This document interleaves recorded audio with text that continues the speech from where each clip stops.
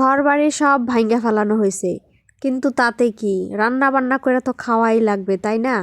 তাই খোলামেলা পরিবেশের মাঝখানে হচ্ছে রান্না করা হইতেছে, একদম খোলা আকাশের নিচে, একদম উন্মুক্ত একটা জায়গার মধ্যে বৈশা রান্না করা হইতেছে। তো রান্নার পরিবেশ হচ্ছে একদমই এলোমেলো। তোমার পিছেটা কে লুকাইলো? আর এদিকে তো সে দুষ্টামি করতেই আছে। খোলামেলা জায়গার মধ্যে রান্না করতেছে, তাই সম্পূর্ণ পরিবেশটা একদম এলোমেলো। আর এখানে রান্না করতেছে হয়তো ইলিশ মাছ বেগুন আলু দিয়া, আর হচ্ছে লাউয়ের তরকারি, দেশি লাউ। লাউর তরকারিটা খুবই মজা হয়েছিল, এই যে একদম টাটকা টাটকা লাউ। তো আমি এই পরিবেশ দেখে ভাবতেছি একটু ভিডিও করি, আর এই যে কেউ এদিকে তার সাথে আছেন? দুষ্টামি করতেছি। আবার বাড়িতে কি কেউ আছেন? বাড়িতে কি কেউ আছেন?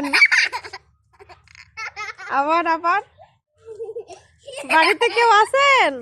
তো মাটির চুলার রান্না কার কার কাছে ভালো লাগে অবশ্যই কমেন্ট করে জানাবেন। ঘর বাড়ি ভাঙ্গা ফেলাইছে, তাই এই ঘরটা হচ্ছে ভাঙ্গা ফেলানোর কারণে এই জায়গার মধ্যে বৈশা যে রান্না করতেছে, মানে এই চুলাটার উপরে মনে হইতেছে যে একটা পিকনিকের মতন হইতাছে। পরিবেশটাও ঠিক ওই রকমই লাগতেছে। এটা হচ্ছে বাহিরের একটা ঘর। এই ঘরটা আবার নতুন করে করতেছে, আগে একরকম ছিল, এখন ওইভাবেই করতেছে, সবকিছু আর একটু মেরামত করতেছে। তো এই যে এখানে হচ্ছে রান্না শেষ, আর এদিকে হচ্ছে সব এলোমেলো পরিবেশ, আবার আরেকটা রান্না বসাবো।